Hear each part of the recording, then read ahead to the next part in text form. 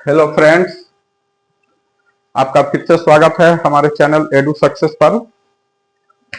आज हम आपको बताएंगे मौलिक अधिकार, जिसको मूल अधिकार भी कहते हैं। यह बहुत ही इंपॉर्टेंट है। आपने ऐसे मूल अधिकार पढ़ा भी होगा, एवं यूट्यूब पर भी उसके ढेर सारे वीडियो आपने देखे होंगे, लेकिन मैं आपको एक नए तरीके से मूल अधिकार के बारे में बताऊंगा, जिससे कि आपको ये हमेशा के लिए याद हो जाए।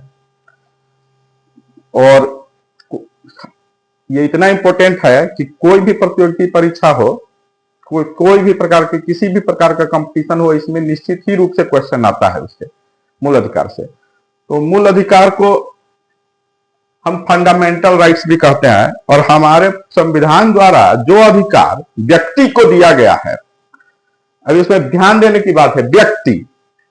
मूल अधिकार किसको दिया जाता है? व्यक्ति को। तो मूल अधिकार व्यक्ति को दिया जाने वाला ऐसा अधिकार है जिसको कोई भी सरकार या राज्य, संविधान में स्टेट वर्ड यूज किया गया है, स्टेट उसको खत्म नहीं कर सकती है किसी भी परिस्थिति में। हालांकि कुछ मूल अधिकार विशेष परिस्थितियों में निलंबित किया जा सकता है, परंतु मूल अधिकार को खत्म नहीं किया जा सकता है। तो उसमें जो है, और इसमें भी कुछ ऐसे मूल अधिकार है जिसको किसी भी परिस्थिति में बिना आपातकाल में भी खत्म नहीं किया जा सकता। जैसे आर्टिकल 21 है, प्राण एवं दैहिक स्वतंत्रता का अधिकार। इसे किसी भी परिस्थिति में खत्म नहीं किया जा सकता है, चाहे कैसी भी स्थिति आ जाए। अनुच्छेद 20 का भी वही स्थिति है, इसको भी जनरली जो है खत्म नहीं किया जा सकता है। तो अब हम एक एक करके आपको मूल अधिकार के बारे में बताएंगे और एकदम रटा जाएगा, जिससे कि ये हमेशा ही याद रहे और कॉन्सेप्ट एकदम क्लियर हो जाए मूल अधिकार का। मेरा यह प्लानिंग है, और ये मैं इस प्रकार से पढ़ाना का प्रयास करूंगा कि आपको ये हमेशा के लिए या कम से कम अगले 2-3 सालों के लिए याद हो जाए, जिससे कि आप एग्जामिनेशन हॉल में इससे संबंधित क्वेश्चन गलत नहीं करें। और ये काफी कंफ्यूजिंग कई बार हो जाता है, क्योंकि आप पढ़ा हुआ होने के बावजूद आप परीक्षा हॉल में जाकर के गलती कर देते हैं। तो इस वीडियो में हम प्रयास करेंगे कि ज्यादा से ज्यादा मूल अधिकार को समावेशित करें। जैसे मूल अधिकारों की संख्या क्योंकि ज्यादा है, तो अगर ये वीडियो ज्यादा लंबा होगा तो हम कुछ मूल अधिकारों को नेक्स्ट वीडियो में पढ़ेंगे। तो पहले आप जान लीजिए मूल अधिकार क्या है। तो मूल अधिकार जो है भारतीय संविधान के अनुच्छेद 12 से 35 तक वर्णन है। यह जो है यूएसए जिसे हम लोग अमेरिका भी कहते हैं, संयुक्त राज्य अमेरिका के संविधान से लिया गया है भारतीय संविधान में। तो आप ये समझ गए, मूल अधिकार जो है यूएसए के संविधान से लिया गया है। अनुच्छेद 12 से अनुच्छेद 35 तक वर्णन है इसका। मूल अधिकारों की कुल संख्या 6 है। मूल अधिकारों की कितनी संख्या है? 6 है। उसमें सबसे पहला मूल अधिकार है समता का अधिकार, जो 14 से 18 अनुच्छेद तक है। अब है कि 12 और 13 फिर क्या है? तो अनुच्छेद 12 में परिभाषा दिया हुआ है मूल अधिकार की, कि मूल अधिकार है क्या। तो मूल अधिकार ऐसा अधिकार है जो एक व्यक्ति को प्राप्त होता है, वो जन्म से ही होता है। भारत के नागरिक को सारे मूल अधिकार प्राप्त है। कुछ मूल अधिकार जो है वो विदेशियों को भी प्राप्त है, जैसे कि ये अनुच्छेद 21। तो कुछ मूल अधिकार सिर्फ इंडियन लोगों के लिए है, मतलब सारे मूल अधिकार इंडियन लोगों के लिए है। उसमें से कुछ मूल अधिकार विदेशियों को भी है, जैसे अनुच्छेद 21 विदेशियों को भी है। समझ गए आप? तो एक एक करके हम लोग आगे समझेंगे। कॉन्सेप्ट क्लियर होना चाहिए, कहीं कोई कंफ्यूजन नहीं रहे। तो सबसे पहला मूल अधिकार है समता का अधिकार। तो अनुच्छेद 12 बता दिया हमने। 13 में है कि मूल अधिकारों को न्यूनीकरण नहीं किया जा सकता, या किन परिस्थितियों में न्यूनीकरण किया जा सकता है, मतलब उसको कम कैसे किया जा सकता है। उसमें यह भी है कि जो कानून, जैसे आजादी हमको मिली 1947 में, संविधान लागू हुआ 1950 में 26 जनवरी को, तो उससे पहले ढेर सारे ब्रिटिश कानून उपलब्ध थे और उसको इंडिया में ले लिया गया। भारत में हाल के वर्षों तक ब्रिटिश कानून से ही जो है शासन चल रहा है। ढेर सारे एक्ट है जो ब्रिटिश कालीन है। अभी हाल में जो है डीएनएस आया है, अब जानते होंगे, भारतीय न्याय संहिता, दंड संहिता। तो पहले चूंकि अंग्रेज वाले ही सारे कानून चल रहे थे, तो 50 से पहले वैसे कानून जो मूल अधिकारों का न्यूनीकरण कर रहे थे वो उस एक्सटेंट तक उसको खत्म मान लिया गया। अनुच्छेद 13 कहता है कि जो कानून पहले से मौजूद है और वो मूल अधिकारों को हनन करता है या कम करता है, न्यूनीकरण करता है, तो वैसे कानूनों को उस एक्सटेंट तक खत्म माना जाएगा। वैसे ही बाद के वर्षों में भी अगर कोई कानून बनता है और अगर मूल अधिकारों का वह जो है हनन करता है, न्यूनीकरण करता है, तो ऐसे स्थिति में जो है उस कानून को खत्म माना जाएगा या फिर सुप्रीम कोर्ट इस पर डिसीजन देगा। मतलब मूल अधिकार का कोई भी मामला होगा तो वो सुप्रीम कोर्ट ऑफ इंडिया में ही जो है ये जाएगा सीधा। मतलब मूल अधिकारों का संरक्षक होता है सुप्रीम कोर्ट। एवं एक व्यक्ति भी, छोटा से छोटा व्यक्ति, गरीब से गरीब व्यक्ति भी अगर उसके मूल अधिकारों का उल्लंघन होता है तो वो सीधा सुप्रीम कोर्ट का दरवाजा खटखटा सकता है। ऐसा अनुच्छेद 13 में दिया हुआ है और अनुच्छेद 13 जो है हम लोगों को यह अधिकार देता है कि मूल अधिकार को हमारा कोई खत्म नहीं कर सकता है। विशेष परिस्थिति जिसमें मूल अधिकारों का जो है न्यूनीकरण किया जाता है उसके बारे में भी उपबंध है इसमें। अब आगे चलिए 14 से जो इंपोर्टेंट है, जो परीक्षा में क्वेश्चन आते हैं के बारे में हम लोग चर्चा करेंगे। अनुच्छेद 14 एकदम कंसेप्ट क्लियर करके चलना। तो अनुच्छेद 14 से 18 समता का अधिकार है। समता का अधिकार का मतलब है कि संविधान के नजर में सारे लोग समान है, चाहे वो किसी भी धर्म, जाति, लिंग का हो, कहीं से भी आता हो, कोई भी भाषा बोलता हो, मतलब सारे लोग समान है। तो सबसे मूल उद्देश्य संविधान का यह है कि भारत की जनता में समानता लाना। तो सबसे पहला अनुच्छेद 14 है, यह कहता है विधि के समक्ष, विधि के समक्ष समता।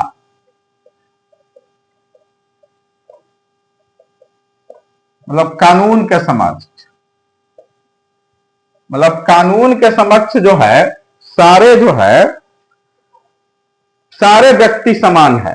कानून के समक्ष, विधि के समय, विधि के समक्ष सारे व्यक्ति समान है।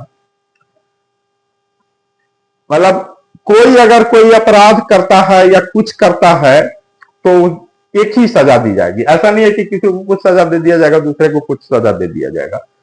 मतलब चाहे वो बड़ा से बड़ा व्यक्ति हो, कोई बहुत बड़ा जो है सलमान खान, आमिर खान हो, या कोई छोटा से छोटा, कोई गरीब से गरीब व्यक्ति हो, अगर वो अपराध करता है तो उसको सेम सजा मिलेगा। मतलब कानून के नजर में सबको एक समान मान लिया गया है। और यह अनुच्छेद 14 कहता है किसी भी चीज में कोई भी अपराध किया हो या फिर कोई अधिकार का बात हो तो वहां पर समता का अधिकार दिया हुआ है। कानून के समक्ष सभी समान है। अनुच्छेद 15 कहता है कि धर्म,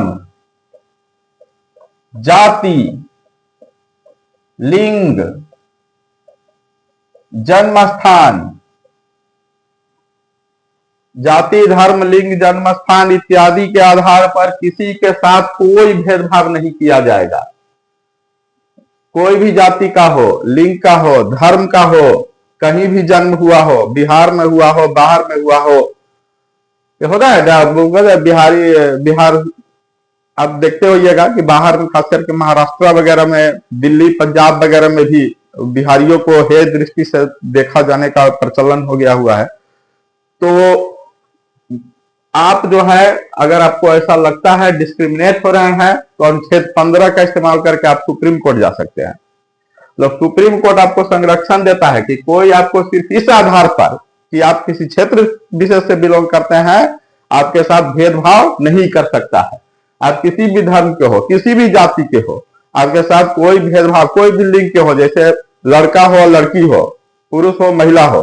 पहले क्या होता था, एक्चुअली ये बनाया क्यों गया, इसलिए बनाया गया क्योंकि जब भारत आजाद नहीं था तो उस समय इस सब के आधार पर भेदभाव होता था, तो इसके कारण बनाया गया। मतलब इवन आज भी हमारे समाज में पूरी तरह से सारी चीजें मिटी नहीं है, लेकिन जो है संविधान में मिटा दी गई है और यह अपराध की श्रेणी में आ गया है। मतलब कहने का यह है कि अगर आज कहीं कोई बिहारी होने के कारण या महिला होने के कारण या कोई धर्म किसी विशेष का कोई कुछ और धर्म है तो उसके आधार पर या किसी के जाति के आधार पर कि हम उच्च जाति के हैं, कोई निम्न जाति के हैं, या वाइस वर्सा, मतलब कोई हम विशेष बहुत दबंग जाति के हैं, तो इस प्रकार के चीजों को संविधान में निषेध कर दिया गया है। मतलब संविधान कहता है कि अगर आप इस प्रकार से करते हैं तो वो अपराध है।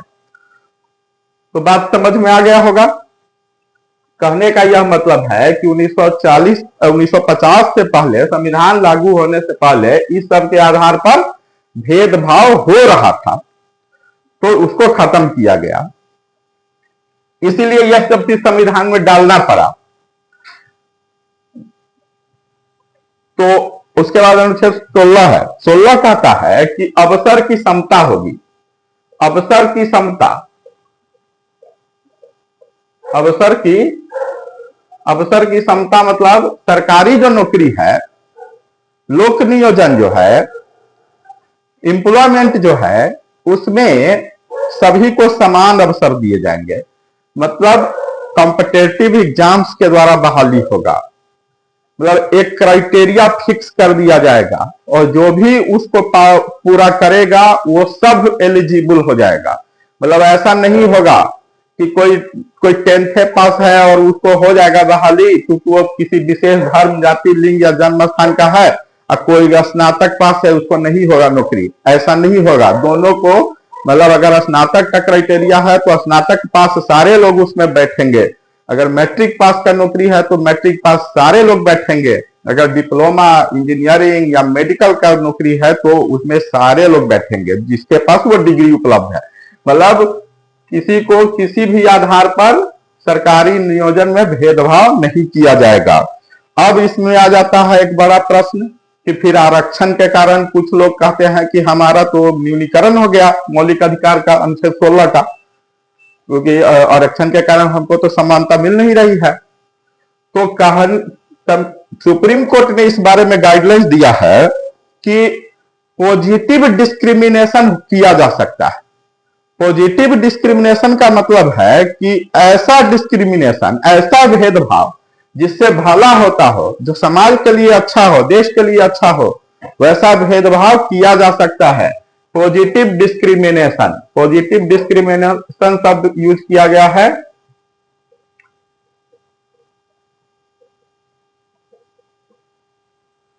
Positive discrimination, POSITIV, positive, DISCRIMINATION, discrimination, positive discrimination शब्द सुप्रीम कोर्ट ने यूज किया है। और सुप्रीम कोर्ट का कहना है कि अगर कोई जाति विशेष, जनरली जाति के आधार पर आरक्षण दिया जाता है।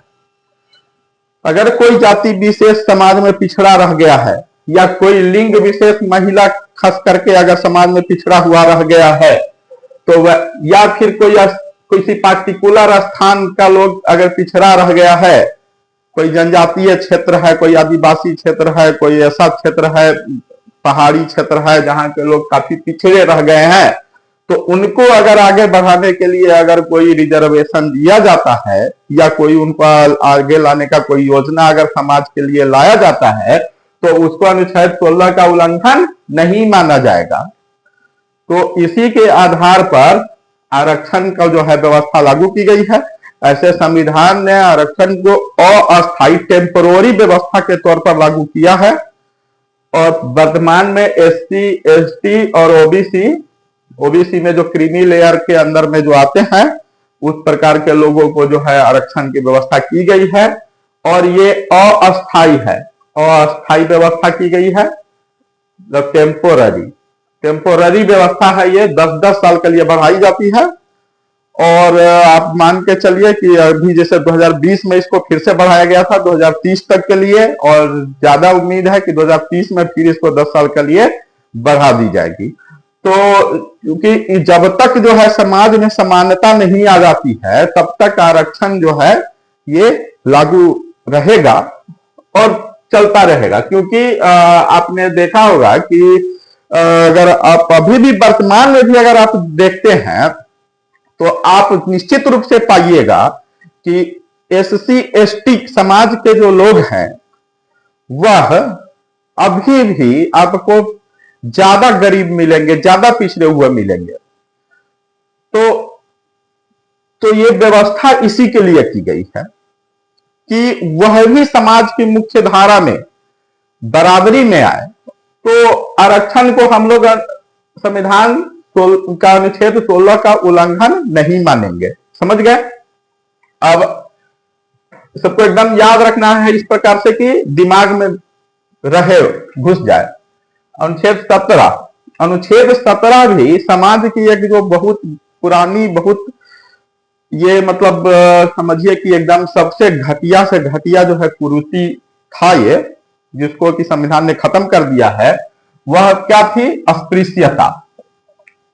अस्पृश्यता, गांव घर के भाषा में इसको छुआछूत कहते हैं। मतलब छुआछूत, छुआछूत, छुआछूत जो था ना, उसमें किसी के देह में टच नहीं करता था। अनटचेबिलिटी इंग्लिश में बोलते हैं इसको।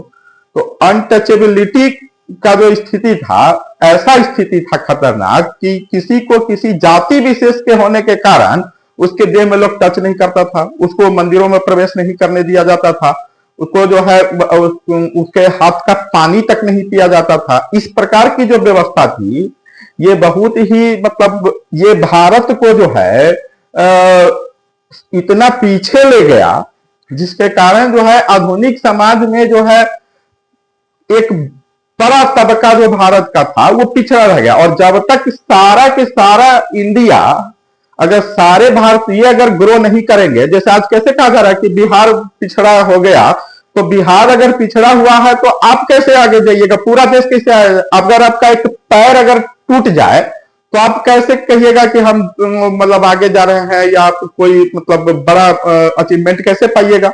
अगर आपका एक अंग काम करना बंद कर दे, तो जो यह अस्पृश्यता था वो समाज के एक बड़े तबके पर लागू था। तो हमारा समाज का एक हाथ अगर काम करना बंद कर दे, हमारे देश का, हमारा दिमाग काम करना बंद कर दे, तो हम कैसे जो है आगे बढ़ेंगे? हम कैसे जो है विकास कर पाएंगे? तो देश के साथ भी यही हुआ, क्योंकि हमारा 25-30% आबादी को छुआछूत के कारण लोग साइड करके रखा हुआ था। तो सबसे पहले संविधान सभा में इसको सब खत्म किया गया, मतलब इसको अंत कर दिया गया, अस्पृश्यता का अंत। अब जो है कानून इस प्रकार से है कि अगर कोई भी किसी को टच करने के से मना करता है या बोलता है कि नहीं तुम अलग रहो, तुम इस विशेष जाति के हो, तो फिर उसको जो है संविधान में सजा का प्रावधान है। और ये अनुच्छेद 17 में मूल अधिकार में आता है कि कोई किसी को सिर्फ इसके कारण मना नहीं कर सकता है, किसी मंदिर में जाने से, मस्जिद में जाने से, या कहीं भी, कि वह किसी विशेष जाति का है। तो समझ गया? अस्पृश्यता का अनुच्छेद 17। अनुच्छेद 18 में एक और जो उस समय का जो एक कुरीति था कि क्या होता था ना कि उस समय ढेर सारे जो है उपाधि लोग प्राप्त कर लिए हुए थे। कोई राय बहादुर है, कोई कुछ है, कोई सर है, कोई नाइटहुड है। तो इस प्रकार की जो उपाधि थी, उपाधियों का इसमें अंत कर दिया गया। उपाधियों का अंत, उपाधियों का क्या किया गया? अंत कर दिया गया अनुच्छेद 18 के द्वारा। उसमें कहा गया है कि कोई भी अपने नाम के आगे कोई उपाधि नहीं लगा सकता। जैसे अगर कोई राय बहादुर है, कोई महाराजा है, कोई सुल्तान है, तो वह नहीं लगा सकता है। निजाम है, वो नहीं लगा सकता अपने नाम के आगे। सारे उपाधियों का अंत कर दिया गया है, मतलब कोई भी उपाधि आप नाम के साथ नहीं लगा सकते हैं। हाँ, भारत के आजादी के बाद जो है भारत रत्न, पद्म भूषण, पद्मश्री ये सब दिया गया है, ये जो है नाम के साथ लगाया जा सकता है। तो समझ गए आप? हाँ, इसके अंतर्गत जो है एजुकेशन, जैसे अगर आप जो है डिग्री ले लिए, डॉक्टरेट कर लिए, पीएचडी, तो आप नाम के आगे डॉक्टर क्या करें? लगा सकते हैं कि नहीं? लगा सकते हैं। अगर आप इंजीनियरिंग कर लिए तो इंजीनियर लगा सकते हैं। इसी प्रकार से अगर कोई किसी विशेष पोस्ट पर आप पहुंच गए, जैसे आर्मी में किसी रैंक पर पहुंच गए, रैंक कोई है आपका, आप कर्नल है, तो आप लगा सकते हैं कर्नल बीके सक्सेना। अगर आपको कोई इस प्रकार का पद भी मिल गया है तो वो आप लगा सकते हैं, ब्रिगेडियर, कर्नल, जनरल, अगर आपका रैंक है तो वो लगाया जा सकता है। तो ये दिया गया है, मतलब शैक्षणिक उपाधि आप लगा सकते हैं। कोई शास्त्री कर लिया तो लगा लेगा शास्त्री, आचार्य कर लिया तो आचार्य लगा लेगा, डॉक्टरेट कर लिया डॉक्टर लगा लेगा, प्रोफेसर बन गया प्रोफेसर लगा लेगा। समझ गए होंगे आप कुल मिलाकर सारा बात। तो उपाधियों का अंत हो गया है। जो पहले से जो प्राचीन उपाधियां थी, राजा महाराजा, ये सब बंद हो गया है। हाँ, कोई अपना नाम ही महाराजा रख ले तो रख ले, वो रख सकता है, वो मना नहीं है। नाम कोई भी कुछ भी रख सकता है, तो वो रख सकता है। जैसे कोई नाम ही अपना अगर राय बहादुर दीनानाथ रख लिया तो ठीक बात, लेकिन वो उपाधि नहीं है उसका। अब हो गया, अब समझ गए 14 से 18 समता का अधिकार। अब हम लोग अगले मूल अधिकार पर आएंगे, जो है स्वतंत्रता का अधिकार। कुल मूल अधिकार जो है 7 थे पहले संविधान में, लेकिन अब सिर्फ 6 मूल अधिकार है। एक संपत्ति का जो अधिकार था उसको 44वां संविधान संशोधन 1978 के द्वारा मूल अधिकार से हटा दिया गया और उसे कानूनी अधिकार बना दिया गया। तो वो चीज हम आगे बताएंगे आपको। तो स्वतंत्रता का अधिकार अनुच्छेद 19 से लेकर अनुच्छेद 19 से अनुच्छेद 22 तक है। कहां से कहां तक है स्वतंत्रता का अधिकार? 19 से 22 तक। अब इसमें जो है अनुच्छेद 19 में काफी इंपॉर्टेंट है अनुच्छेद 19। अनुच्छेद 19 को हम लोग ए से जी तक ये बटा हुआ है, मतलब 7 भागों में है। इसमें छठा भाग क्या था? संपत्ति का अधिकार। इसमें संपत्ति का अधिकार था। वैसी संपत्ति जो आप खुद से अर्जित करते हैं, मतलब आप अपने से कमाकर जो संपत्ति बनाते थे, वो अनुच्छेद 19 एफ में था। तो इसको जो है अब हटा दिया गया है। समझ गए? तो अनुच्छेद 19 एफ अब नहीं है, तो बच गया 6। ये भी 7 से 6 हो गया। जैसे मूल अधिकार 7 से 6 हो गया, वैसे ही जो पहला अनुच्छेद 19 है, इसमें आता है अभिव्यक्ति की स्वतंत्रता। तो अभिव्यक्ति की स्वतंत्रता में भी पहले 7 था, अब 6 रह गया है। ठीक है, तो इसमें सबसे पहला क्या है? बोलने की स्वतंत्रता, freedom to speech. Freedom to speech, speak, जो भी बोलिए, मतलब आप कुछ भी बोल सकते हैं। संविधान के दायरे में ही बोलना है, तो कुछ भी बोल सकते हैं, कहीं भी बोल सकते हैं, मतलब भाषण दे सकते हैं। तो अब देखते हो जाएगा कि छोटा से छोटा व्यक्ति भी, जो उसने लाइफ में कुछ भी नहीं किया है, वो भी किसी को भी, प्रधानमंत्री से लेकर मुख्यमंत्री तक, किसी को भी कुछ भी बोलते रहता है। तो ये कहां से मिला है उसको ये आजादी? 19A से। 19A बोलने की आजादी देती है, बोलने की स्वतंत्रता। कुछ भी बोल सकते हैं आप। इसी बोलने के ही स्वतंत्रता में आता है कुछ, आप प्रेस की स्वतंत्रता। प्रेस भी जो कुछ भी बोलता है, प्रेस, अब क्वेश्चन पूछता है प्रेस की आजादी किसमें है? तो अनुच्छेद 19A में है। मतलब प्रेस को भी स्वतंत्रता है, वो जो मन है वो कर सकता है, लिख सकता है, मतलब इवन लिख क्या सकता है। आजकल मीडिया भी आ गया है, सोशल मीडिया भी आ गया है, तो वहां तो लिखता भी लोग है, बोलता भी है लोग, दोनों करता है। तो प्रेस जो है, मीडिया को जो है सरकार का चौथा स्तंभ बोला जाता है। तो प्रेस को भी आजादी मिली है 19A में। समझ में आ रहा है? बोलने की स्वतंत्रता से ही प्रेस की स्वतंत्रता भी जुड़ गई है।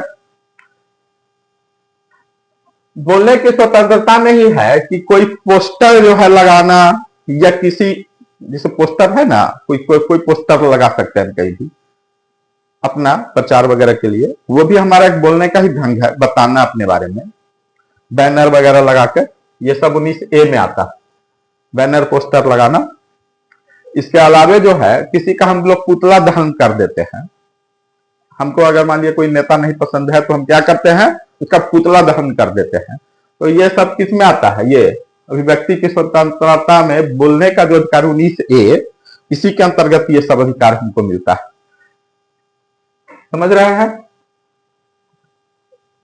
19A में काफी इंपॉर्टेंट ये है इसी में हमको बोलने का स्वतंत्रता है, प्रेस की स्वतंत्रता है, कोई पोस्टर छापने लगाने का स्वतंत्रता है, इसी में है कि हम किसी का पुतला दहन कर सकते हैं।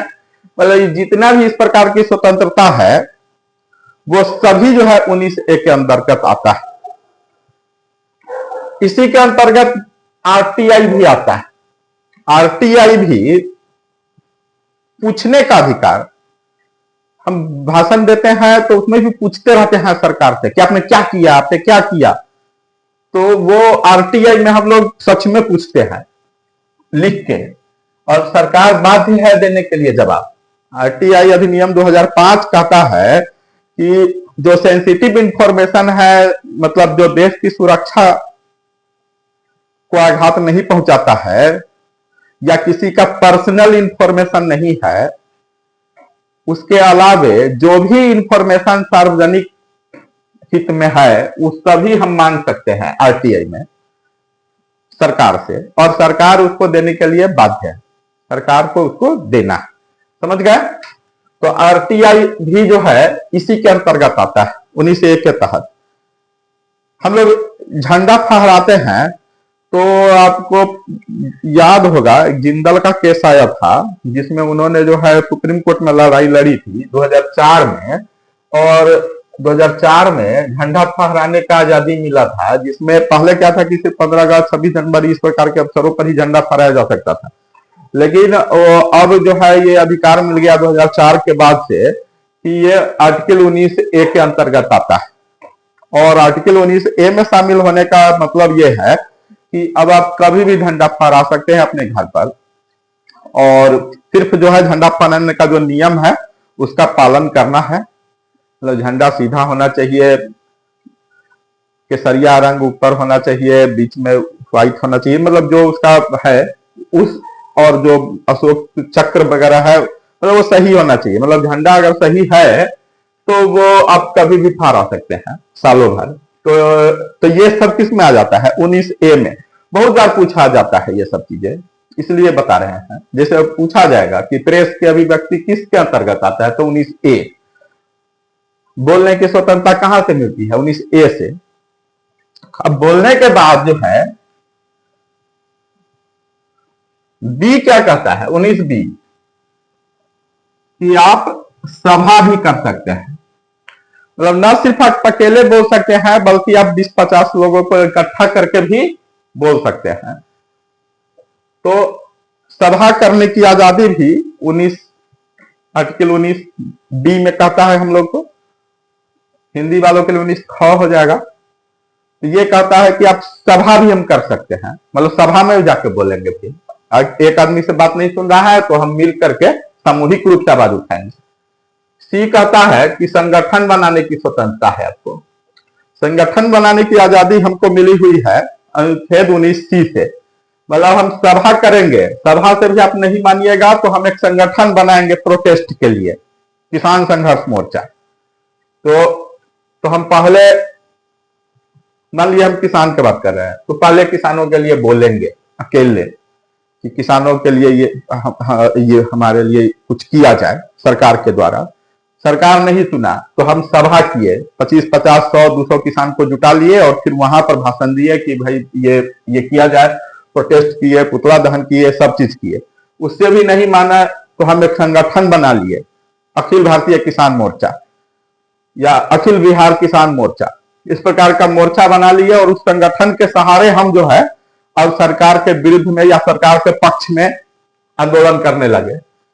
ठीक है, तो संगठन बनाने की जो स्वतंत्रता है वो भी अनुच्छेद 19C हमें देता कि हम मिल करके एक संगठन बना सकते हैं और उस संगठन के थ्रू काम कर सकते हैं। तो ये जो स्वतंत्रता है वो 19C कहता है। समझ रहे हैं चीजों को? अब है कि आपको बोलने का स्वतंत्रता मिल गया, सभा संगठन, तो इतना से तो काम नहीं चलेगा ना, हमको कहीं भी आने जाने का भी स्वतंत्रता होना चाहिए। तो आवागमन की स्वतंत्रता, मान लिया हमको दिल्ली जाना है और वहां जाके प्रदर्शन करना है तो हमको आवागमन का भी स्वतंत्रता मिलना चाहिए। तो कहीं भी पूरे देश में कहीं भी आने जाने का हमको स्वतंत्रता है। समझ गए? अब देखिए ये सभा वाले में एक चीज है, सभा आप कर सकते हैं लेकिन अस्त्र शस्त्र के साथ नहीं कर सकते, मतलब बिना अस्त्र शस्त्र के सजा मतलब सभा करने का अधिकार है, बिना अस्त्र शस्त्र, तो आर्म्स के बिना, आर्म्स के साथ नहीं सभा करना है बल्कि बिना आर्म्स के करना है, समझ गए। मतलब शांति प्रिय देश है हमारा, तो शांति से आप ये सब चीज कर सकते हैं। ये जो भी है बोलना है, सभा करना, संगठन करना, आना जाना, सभी शांति से ही करना। ऐसा नहीं है कि एकदम बंदूक तलवार ये सब लेकर के एकदम कहीं भी जाते रहना है, ठीक है। तो आवागमन की भी स्वतंत्रता है। अब ये अस्त्र शस्त्र में जो है कुछ लोगों को जहां पर अस्त्र शस्त्र, जैसे कि सिख को कृपान रखने का है तो उसको छूट मिला हुआ है इससे, ठीक है। जैसे इधर आरक्षण कैसे मिला हुआ है उसी टाइप से वहां भी कुछ छूट मिला हुआ है किसी किसी को, कि अब जैसे जिसको धर्म में है कि उसको रखना है कटार वगैरह कृपान वगैरह तो वो रखेगा, ठीक है। तो वो आवागमन के समय में भी रखे रहेगा, लेकिन ठीक है, बात समझ में आ रहा होगा। तो आवागमन का भी स्वतंत्रता है, देश के अंदर कहीं भी आप आ जा सकते हैं, न सिर्फ सभा ये सब करने के लिए बल्कि काम करने के लिए भी, तो हम पूरे देश में आवागमन कर सकते हैं, ठीक है। यह स्वतंत्रता हमें कहां मिला है, 19D में। और 19E कह सकता है न सिर्फ हम आवागमन कर सकते हैं बल्कि कहीं भी निवास कर सकते हैं, रह भी सकते हैं। हमारे पास पैसा है तो हम वहां रेंट पर रूम लेकर कहीं भी रह सकते हैं। जैसे अगर आप दिल्ली में है और आपको मुंबई जाकर के रहने का मन है तो आप मुंबई में भी जाके रह सकते हैं, रेंट पर एक रूम लीजिए, खोली और वहां रह सकते हैं। फ्लैट लेकर रहिए, खोली लेकर रहिए, चौल वगैरह में रहिए, जहां मने वहां रहिए। मतलब आपके पास अगर पैसे है या नहीं भी है, अगर आप वहां पर अगर फ्री में कोई रख रहा है तो वहां भी रह सकते हैं, समझे। और आप खरीद भी सकते हैं, कोई वहां जाकर के कोई जगह खरीद करके वहां भी रह सकते हैं। मतलब निवास स्थान की स्वतंत्रता आपको मिली हुई है, कहीं भी निवास कर सकते हैं पूरा इंडिया के अंतर्गत। अब तो आर्टिकल 370 भी हट गया है, पहले जम्मू कश्मीर में ये सब प्रतिबंध था कि वहां निवास नहीं कर सकते। अब है अनुच्छेद जी, क्या कहता है 19G।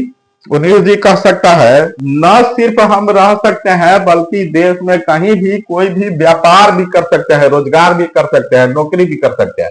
मतलब कहीं भी हम काम कर सकते हैं, पूरे देश में कोई प्रतिबंध नहीं है। एक बिहार का आदमी पंजाब में भी जाकर काम कर सकता है, मुंबई में भी काम कर सकता है, कोई उसको नहीं रोक सकता है। जो हल्ला करता है, रोकता है, वो एक्चुअली में संविधान का उल्लंघन कर रहा है। सुप्रीम कोर्ट से मिला हुआ है प्रोटेक्शन कि आप पूरा इंडिया में कहीं भी व्यापार कर सकते हैं, नौकरी कर सकते हैं, रह सकते हैं, संगठन बना सकते हैं, सभा कर सकते हैं, बोल सकते हैं, आपको कोई नहीं रोक सकता। अगर वो रोकता है तो वो संविधान का उल्लंघन कर रहा है। सुप्रीम कोर्ट प्रोटेक्शन के लिए बैठा हुआ है, उसको डंटा करने के लिए, मारने के लिए सुप्रीम कोर्ट है। तो बिहार, यूपी, इस सब के लोग जनरली ज्यादा बाहर में जाकर के काम करते हैं, तो उनको इस बारे में जानकारी होना बहुत जरूरी है, ठीक है। तो आप कहीं भी रह के काम कर सकते हैं, आप कोई अपराध नहीं कर रहे हैं अगर हम इंडियन है, क्योंकि भारत में आपको पता है कि एकल नागरिकता है, सिर्फ भारत का ही कोई नागरिक होता है। ऐसा नहीं कि भारत का नागरिक है और फिर यूपी का नागरिक है, ऐसा नहीं है। कोई भी सिर्फ भारत का ही नागरिक होता है, ठीक है। तो भारत का जब नागरिक है तो वो भारत में कहीं भी व्यापार कर सकता है, रह सकता है, नौकरी कर सकता है, निवास कर सकता है, आ जा सकता है, ठीक है। संपत्ति का अधिकार जो 19F में था, इसको जो है 44वां संविधान संशोधन के द्वारा हटा दिया गया और इसे जो है एक कानूनी अधिकार बना दिया गया। और उसे कहां डाल दिया गया, अनुच्छेद 300 या 300A में डाल दिया गया।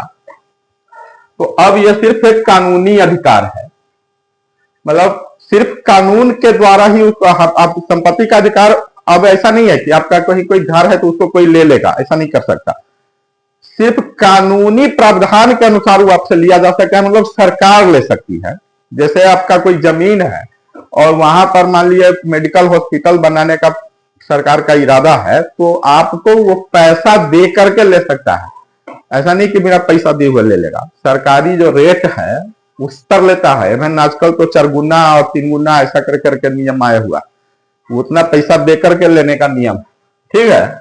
तो पैसा देकर ले सकता है, मतलब पहले चूंकि मूल अधिकार में था तो सरकार को ये विकास कार्य करने में बहुत बड़ा प्रॉब्लम आ जाती थी कि लोग मान लीजिए हम सरकार को कहीं आईआईटी खोलना है, वहां जमीनें नहीं मिल रहा है। अभी एम्स खोलना था दरभंगा में तो जमीन ही नहीं मिल रहा था।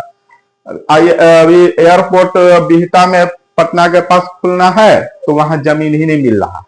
तो इस टाइप से जो है ना कई बड़े बड़े प्रोजेक्ट्स है, जैसे तमिलनाडु में एक बड़ा प्रोजेक्ट जो है था तो वहां जमीन नहीं दे रहा था। तो बहुत जगह जो है जमीन नहीं दे रहे हैं लोग। तो जमीन नहीं देने के लिए जो है संपत्ति के अधिकार को क्या किया कि हटा दिया मूल अधिकार से और डाल दिया कहां, तो कानूनी अधिकार में। तो अब अगर सरकार चाहे तो पॉजिटिव डिस्क्रिमिनेशन के तहत, मतलब कोई विकास कार्य करने के लिए अगर उसको जमीन की आवश्यकता है, कोई मेडिकल कॉलेज खोलना है, आईआईटी खोलना है, एयरपोर्ट खोलना है, तो वो जमीन का अधिग्रहण कर सकती है। मतलब संपत्ति, जमीन क्या है, एक संपत्ति है। तो संपत्ति, इसी के कारण उसको क्या करना पड़ा कि मूल अधिकार से हटा दिया गया और उसको डाला गया कहां, कानूनी अधिकार के तहत अनुच्छेद 300A में। ठीक है, बात समझ में आ रहा होगा। अब है अनुच्छेद 19 समझ में आ गया। इसमें 6 मूल अधिकार है अनुच्छेद 19 के अंतर्गत। कहीं भी आप बोलने की, सभा करने की, संगठन करने की, आवागमन का, निवास का और व्यापार का, एकदम सिंपल है, बस समझने का जरूरत है, कॉन्सेप्ट क्लियर करने का। एक भी क्वेश्चन नहीं छूटेगा और ये सब इतने इंपॉर्टेंट अनुच्छेद है, इसी के कारण हमने सिर्फ अनुच्छेद 22 तक ही लिया है अभी, मतलब 2 ही लिया है, समता का अधिकार और स्वतंत्रता का अधिकार, 2 ही, क्योंकि ये दोनों बहुत इंपॉर्टेंट है, इसीलिए इसको हमने एक वीडियो में डाला है। बाकी जो है 22 के आगे जो 23 से लेकर और 35 तक है, उस पर मैं अगला वीडियो में बनाऊंगा और उसको जल्द ही आपके समक्ष जो है डाल दूंगा, ताकि आप टोटल मूल अधिकार से परिचित हो जाए जल्दी से जल्दी। तो अब अनुच्छेद 20 आता है।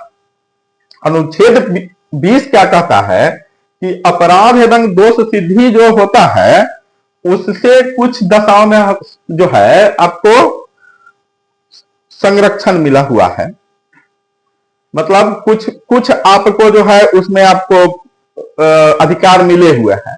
आपने कोई अपराध किया है या आपको दोष सिद्धि हो गया है तो ऐसा नहीं कि आप नागरिक नहीं रहे, तो अपराधियों और जो दोष सिद्ध व्यक्ति है उन पर भी जो है उसको भी कुछ मूल अधिकार दिए गए हैं। तो उसमें जो है 3 है, अनुच्छेद 20 में 3 प्रावधान मेन है जिसको आपको याद रखना है। सबसे पहला यह है कि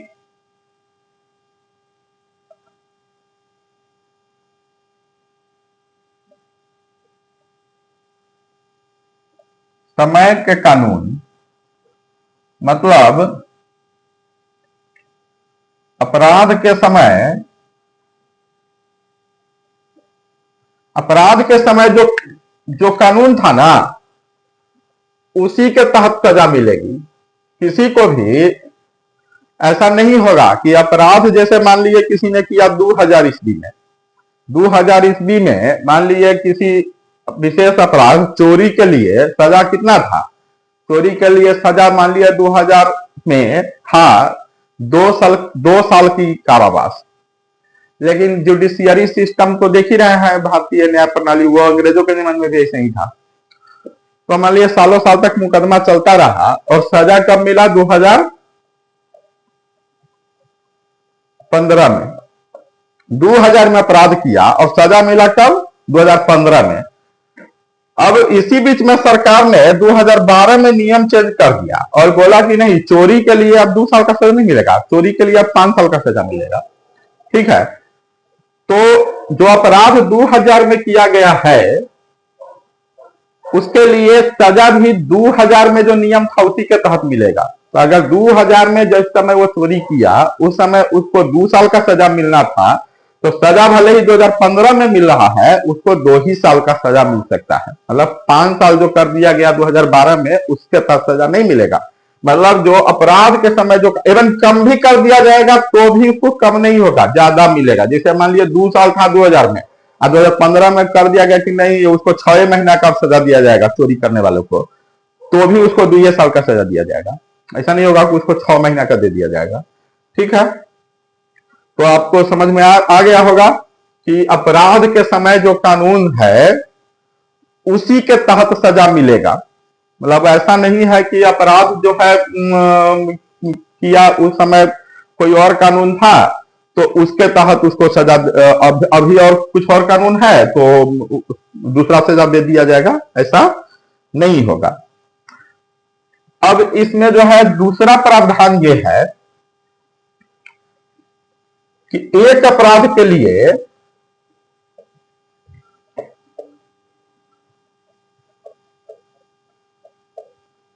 एक सजा। मतलब अगर आपने कोई अपराध किया, जैसे मान लिया चोरी किया 2000 में और 2015 में उसको सजा मिल गया, अब 2017 में फिर से उसको पुलिस देख लिया, फिर से डाल दिया अंदर, है तो चोरी किया था। वैसा नहीं होगा। एक बार उसको सजा मिल चुका है ना उस अपराध के लिए, अब दोबारा चोरी करेगा तब उसको फिर से सजा मिलेगा। लेकिन एक अपराध अगर कोई किया है तो एक ही बार सजा मिलेगा, भले ही उसको कम सजा गलती से दे दिया, उससे कोई प्रभाव नहीं पड़ता। अगर उसको सजा मिल चुका है तो मिल गया, हो गया। तो एक अपराध के लिए सिर्फ एक ही बार सजा मिलेगा। हाँ, अगर मान लिया अगर अपराध किया उस पर मैं सजा होना था 7 साल और गलती से उसको सजा दे दिया 3 साल, तो क्या होगा?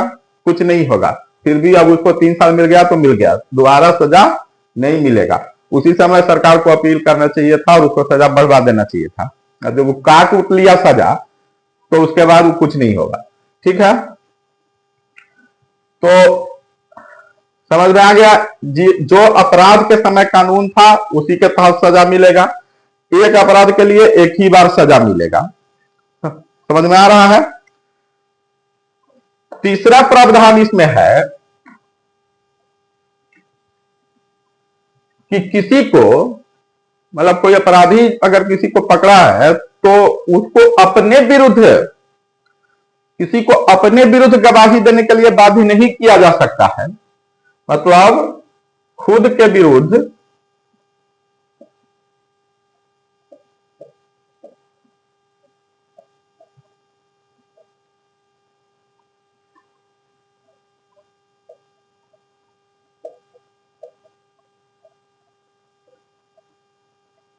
मतलब खुद के विरुद्ध गवाही के लिए बाध्य नहीं किया जा सकता है।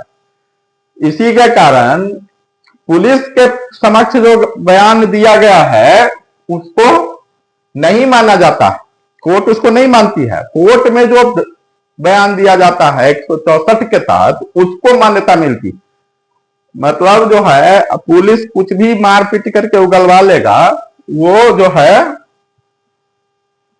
मतलब खुद के विरुद्ध गवाही देने के लिए किसी को बाध्य नहीं किया जा सकता है। समझ में आया।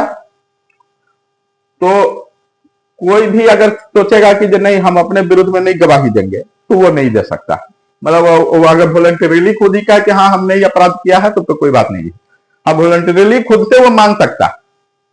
खुद से अगर कोई चाहे कि नहीं, बोले कि नहीं हमने नहीं चोरी किया है, अगर चोर खुद से बोलता है कि हम चोरी हमने किया है तो ठीक है, वो मान लिया जाएगा। लेकिन वो कह रहा है कि नहीं हम इस बारे में बयान नहीं देंगे, या फिर हमने चोरी नहीं किया है, तो जबरदस्ती उसको नहीं कहा जा सकता है कि नहीं तुमने चोरी किया है ऐसा बोलो। ठीक है, तो बात समझ में आ गया होगा। ये 3 काफी इंपॉर्टेंट है, अनुच्छेद 20 भी, ये तीनों। और ये भी इस प्रकार का कानून है जो कि मतलब आपातकाल में भी ये भी खत्म नहीं होता है। अनुच्छेद 20 और 21 को सुप्रीम कोर्ट से संरक्षण मिला हुआ, इसको सरकार बदल नहीं सकती है। मतलब कानून बना करके भी इसको बदला नहीं जा सकता है। इसको पॉजिटिव बदला जा सकता है, नेगेटिव नहीं। ठीक है, अब अनुच्छेद 21 है। अनुच्छेद 21 भी एक बहुत महत्वपूर्ण स्वतंत्रता का अधिकार है। अनुच्छेद 21 में प्राण एवं दैहिक स्वतंत्रता का अधिकार इसको कहा जाता है। इसके दो पार्ट है, एक तो जीने का अधिकार है और दूसरा है दैहिक स्वतंत्रता का अधिकार। ठीक है, तो कोई भी व्यक्ति को जीने का अधिकार है। भारत में सभी नागरिकों को जीने का अधिकार है और ये विदेशियों को भी प्राप्त है। विदेशी भी अगर कोई भारत में आता है तो उसको यहाँ जीने का अधिकार है। ठीक है, इसमें जो है इस अधिकार के अंतर्गत ही अनुच्छेद 21 के तहत ही निजता के भी अधिकार को रखा जाता है। मतलब प्राइवेसी का भी अधिकार है। स्वतंत्रता तो है ही, प्राइवेसी भी वो चाहे तो अपना अपने बारे में अगर नहीं किसी को कुछ बताना चाहता है, अपना मोबाइल का पासवर्ड नहीं किसी को दिखाना चाहता है, मोबाइल नहीं दिखाना चाहता है तो नहीं दिखाएगा। अपना जो है वो घर में ही अपना रहना चाहता है, प्राइवेसी के साथ रहना चाहता है, अपना सोशल मीडिया पर डिस्क्लोज नहीं करेगा, अपना प्रोफाइल लॉक कर लेगा तो कर सकता है। उसको बाध्य नहीं किया जा सकता कि प्रोफाइल खोल के रखो अपना। तो अपना निजता का जो अधिकार है वो भी इसी में आता है, अनुच्छेद 21 में। बहुत इंपॉर्टेंट है, इसमें कई चीजें आ जाती है। मेनका गांधी केस लड़ करके विदेश यात्रा की थी, तो विदेश यात्रा का अधिकार भी अनुच्छेद 21 में आता है। कोई भी विदेश भ्रमण कर सकता है, कोई भी भारतीय व्यक्ति पासपोर्ट लेकर विदेश जा सकता है। पर्यावरण संरक्षण भी इसमें आता है। जैसे रहने के लिए अगर मान लीजिए वातावरण प्रदूषित है तो प्रदूषण में कैसे रहेगा कोई, तो पर्यावरण, सुप्रीम कोर्ट का कहना है कि पर्यावरण जो है, पर्यावरण अच्छा रहेगा, सांस लेगा अच्छा से तब न स्वस्थ रहेगा। तो जीवन खाली ऐसे ही खाली जीवन जीने से नहीं ना होगा, स्वस्थ जीवन होना चाहिए ना। तो इसलिए पर्यावरण, प्रदूषण नियंत्रण, ये सब इसी में आता है। नेशनल ग्रीन ट्रिब्यूनल भी बना हुआ है, एनजीटी। नेशनल ग्रीन ट्रिब्यूनल जो है देखता है इसको कि हमारे मूल अधिकार अनुच्छेद 21 का कोई हनन तो नहीं हो रहा है, कोई प्रॉब्लम तो नहीं हो रहा है, अननेसेसरी पेड़ वेड़ तो नहीं काटा जा रहा है। ये अनुच्छेद 21 के अंतर्गत अपराध है। ठीक है, इसी के कारण जो है गाड़ी जो है पोल्यूशन फ्री होना चाहिए, पोल्यूशन वाला गाड़ी लेकर नहीं चलना है। इसी के कारण आप देखते होइएगा कि ये यूरो 4, यूरो 5 ये सब मानक आ रहा है कि मतलब कम से कम लेड उत्सर्जन हो गाड़ी से। इसके अलावा जो है आप देखते होइएगा कि प्रदूषण नियंत्रण के लिए जो है प्रदूषण का सर्टिफिकेट बहुत सख्त कर दिया गया है, उस पर फाइन भी काफी सख्त कर दिया गया है। तो ये सब इसी के लिए किया गया है। तो ये काफी इंपॉर्टेंट है। पर्यावरण भी इसी में आ जाता है। आत्महत्या भी आप नहीं कर सकते हैं, मतलब प्राण में है कि आप अपना प्राण खुद भी नहीं ले सकते, मतलब आत्महत्या भी अपराध है इसके तहत। मतलब दूसरे का तो नहीं ले सकता है, खुद भी नहीं ले सकता। लेकिन है एक वर्ड है कि विधि के प्रावधानों के बिना, मतलब अगर सरकार अगर किसी को दोष सिद्ध करके सुप्रीम कोर्ट अगर फांसी दे देता है तो फिर उसको जो है फांसी दिया जाएगा। तो वो फिर इस अनुच्छेद 21 के उल्लंघन में नहीं आएगा। अगर किसी को फांसी दे दिया जाता है तो वो नहीं आएगा इसमें। इसके तहत अनुच्छेद 21 के तहत समलैंगिकता को भी मान्यता प्राप्त है। उन लोगों को भी इसमें जो है एलजीबीटी जो कम्युनिटी है उसको भी इसमें संरक्षण दिया हुआ है अनुच्छेद 21 में। इसमें एडल्टरी जो है, जो पहले एक अपराध हुआ करता था, बाद में सुप्रीम कोर्ट ने एक डिसीजन के द्वारा जो है एडल्टरी जो अनुच्छेद जो है 497 मतलब जो आईपीसी की धारा थी उसको जो है निरस्त कर दिया। उसमें क्या होता था कि कोई भी शादीशुदा जो महिला थी वो अगर किसी दूसरे पुरुष के साथ अगर पकड़ा गई कोई मतलब इस प्रकार के इलिसिट रिलेशनशिप में, देन उस लड़का को जो है सिर्फ सजा मिलता था, लड़की को नहीं मिलता था, लेडीज को। उसमें कहा गया था कि बहला फुसला करके उसको ले गया। तो अब सुप्रीम कोर्ट का कहना है कि अब इतना महिला सशक्तिकरण का स्थिति में ये अनुच्छेद 497 जो है ना, ये तो मतलब महिलाओं को जो है ये तो वस्तु समझता है। मतलब ये धारा 497 ये तो महिलाओं को वस्तु समझता है कि उसको कोई भी बहला फुसला कर ले जाएगा। तो इसलिए एडल्टरी जो है, एडल्टरी को अपराध के श्रेणी से हटा दिया गया। कहा गया कि भाई वो महिला भी वयस्क है, पुरुष भी वयस्क है, तो सिर्फ पति का सिर्फ अधिकार ये होगा कि पति अगर चाहे तो इसके आधार पर तलाक ले सकता है, समझ गया। तो उसको भी अनुच्छेद 21 के तहत जो है मान्यता प्राप्त हो गया है, एडल्ट्री को भी। मतलब कोई विवाहित महिला भी अगर चाहे तो किसी अन्य पुरुष के साथ संबंध बना सकती है, उसको अपराध नहीं माना जाएगा। बाकी अगर उसका हस्बैंड अगर इस चीज को अगर नहीं मान्यता देता है, देन वो तलाक ले सकता है। ठीक है, आपको समझ में आ गया होगा अनुच्छेद 21 के जो मुख्य प्रावधान है वो। अनुच्छेद 21A जो है, अनुच्छेद 21 के बाद अनुच्छेद 21A भी काफी इंपॉर्टेंट है।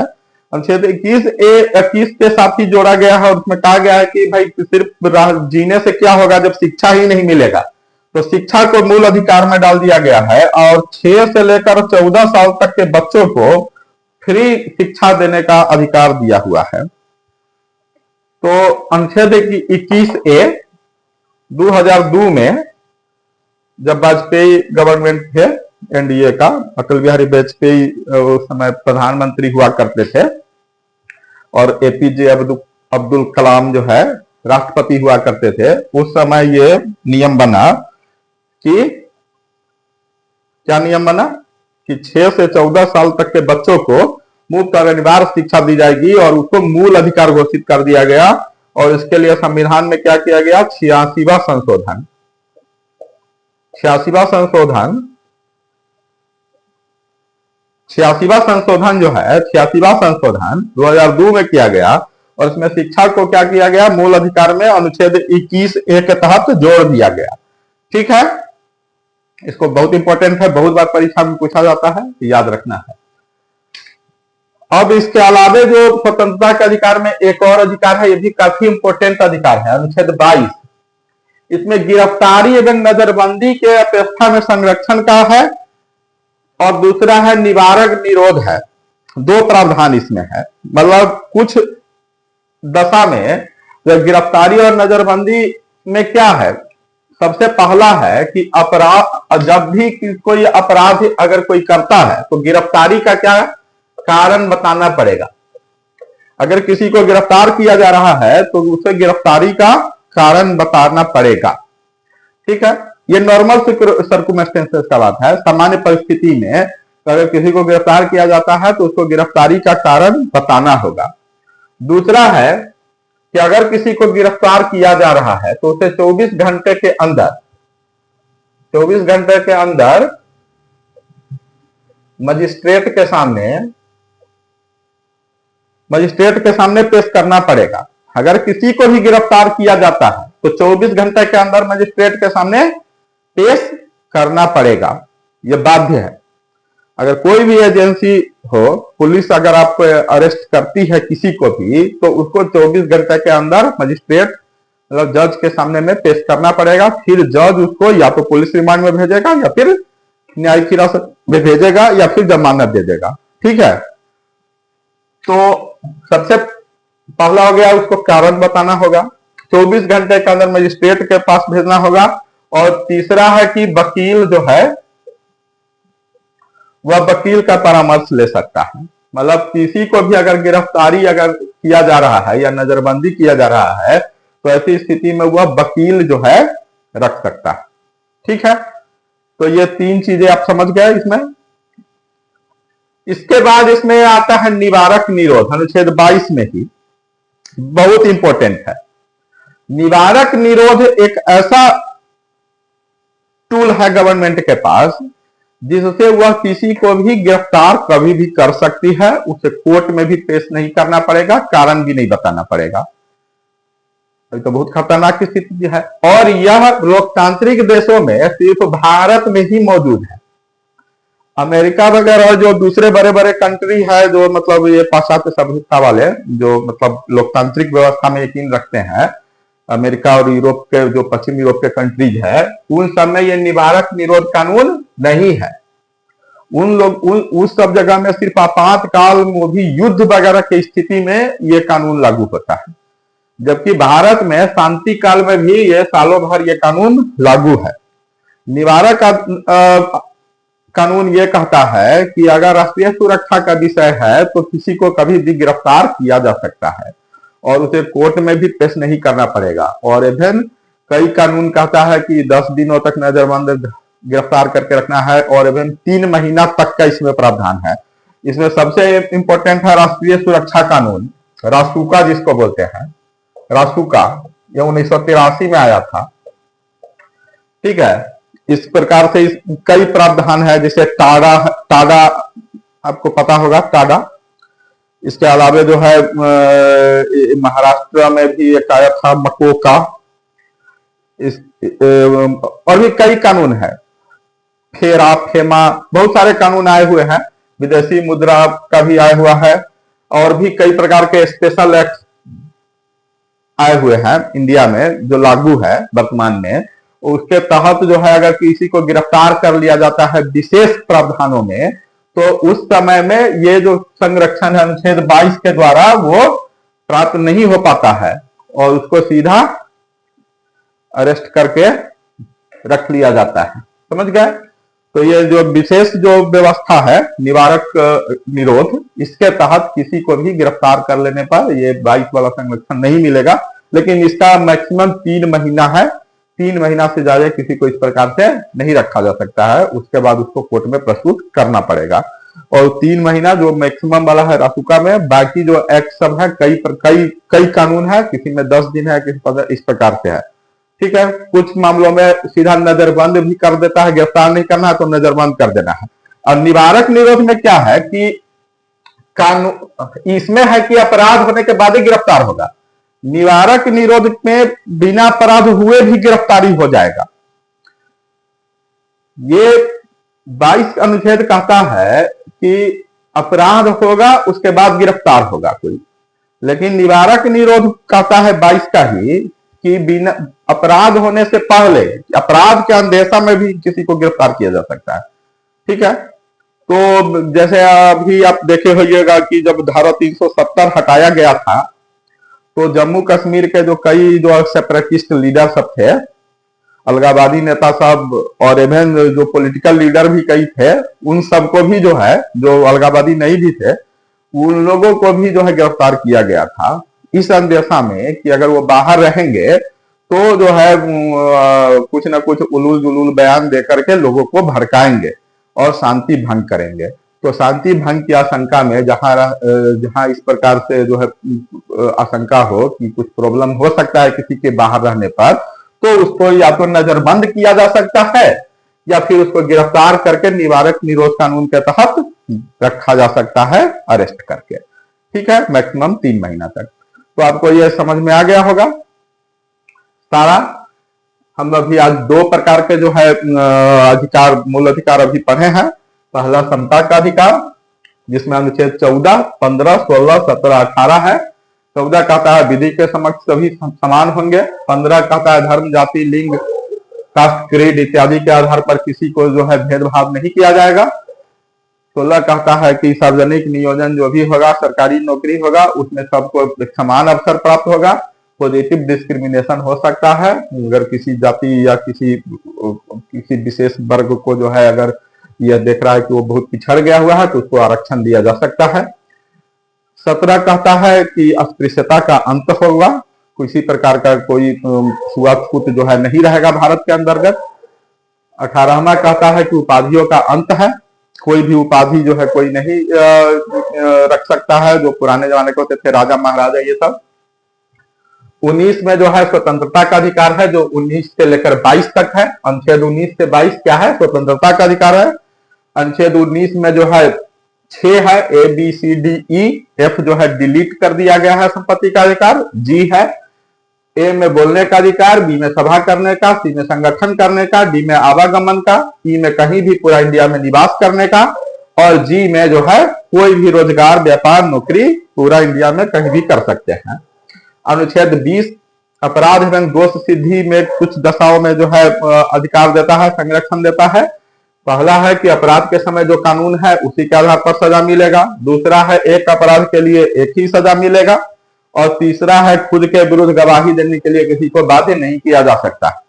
ठीक है, उसके बाद है 21 प्राण एवं दैहिक स्वतंत्रता का अधिकार है। इसमें निजता का अधिकार, विदेश जाने का अधिकार, पर्यावरण का अधिकार, ये इसके अलावा जो है एडल्टरी वगैरह, इसके समलैंगिक लोगों को अधिकार, मतलब ढेर सारे जो भी ये अधिकार है इस प्रकार के, आत्महत्या भी नहीं कर सकता है कोई, मतलब ये सारे अधिकार हमको जो है प्राण एवं दैहिक स्वतंत्रता से संबंधित अधिकार जो है ये इसको आपातकाल में भी नहीं खत्म किया जा सकता है। सिर्फ जो है ड्यू प्रोसेस ऑफ लॉ जो है, ड्यू प्रोसेस ऑफ लॉ के द्वारा ही इसको खत्म किया जा सकता है। समझ गए? शिक्षा का अधिकार जो है 1921 संशोधन 66 संशोधन 2002 के द्वारा 6 से 14 वर्ष के बच्चों को मुफ्त और निःशुल्क शिक्षा जो है देने का प्रावधान किया गया है। और अनिवार्य, निःशुल्क और अनिवार्य शिक्षा है, मतलब सबको देना ही देना है 100% बच्चों को। अनुच्छेद 22 जो है गिरफ्तारी एवं नजरबंदी की अवस्था में जो है कुछ संरक्षण देता है, जिसमें अगर किसी को भी गिरफ्तार किया जाता है नॉर्मल सर्कुमस्टेंसेस में तो उसको कारण बताना होगा, 24 घंटे के अंदर मजिस्ट्रेट के सामने प्रस्तुत करना पड़ेगा, जज के सामने। तीसरा है कि अगर वो वकील रखना चाहे तो वकील से परामर्श ले सकता है। ठीक है। उसके अलावा जो है निवारक निरोध है अनुच्छेद 22 में, जिसमें कुछ विशेष जो कानून है, विशेष उपबंध है, जहां राष्ट्रीय सुरक्षा का प्रश्न है, वैसी स्थिति में किसी को 3 महीने तक जो है नजरबंद या गिरफ्तार करके रखा जा सकता है। तो आपको पूरा जो है ये अनुच्छेद जो है 12 से लेकर और ये 22 तक हो गया है। अब आगे हम लोग 23 से लेकर 35 तक अगले जो है वीडियो में जो है उसको पढ़ेंगे।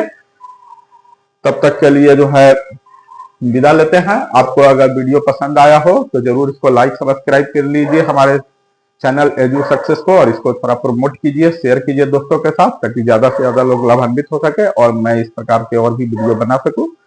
अन्य सब्जेक्ट्स पर भी जो है हम वीडियो लाएंगे, जनरल स्टडीज के सारे सब्जेक्ट को कवर करूंगा। तो तब तक के लिए धन्यवाद। जय हिंद मित्रों।